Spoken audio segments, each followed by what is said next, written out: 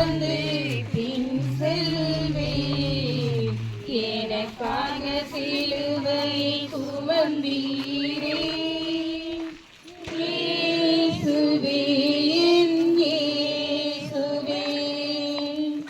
பாடுகளின் பாதையில் 11ஆம் நிலை. திவ்ய இயேசுவே, உம்மை ஆராதித்து வணங்கி உமக்கு நன்றி எறிந்த ஸ்தோத்திரம் பண்ணுகின்றோம். அது ஏனென்றால் அச்சிஷ்ட பாரமான சிலுவையை சுமந்து கொண்டு உலகத்தை மீட்டு ரட்சித்தீர். இயேசு சிலுவையில் அறையப்படுகிறார். தியானம். கல்வாரி மலையின் உச்சியில் உலகத்தின் மீட்பிற்கான மாபெரும் பலி தொடங்குகிறது. நோயாளிகளை குணமாக்கிய, பசியால் வாடியோருக்கு உணவளித்த, குழந்தைகளை ஆசீர்வதித்த அந்த கைகளில் கொடூரமான ஆணிகள் அடிக்கப்படுகின்றன.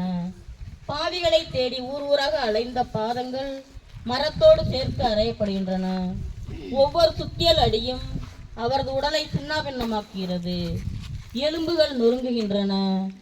எந்த குற்றமும் செய்யாத அந்த மாசற்ற செம்மறி தன் வழிகளை மறுக்காமல் மனித குலத்தின் ஈடேற்றத்திற்காக தன்னை முழுமையாக சிலுவையோடு பிணைத்துக் கொள்கிறார். இது மனித கொடூரத்தின் உச்சம். அதே வேளையில் இறையன்பின் மாபெரும் சிகரம். அவர் சிலுவையில் அறையப்பட்டது ஆணிகளால் அல்ல,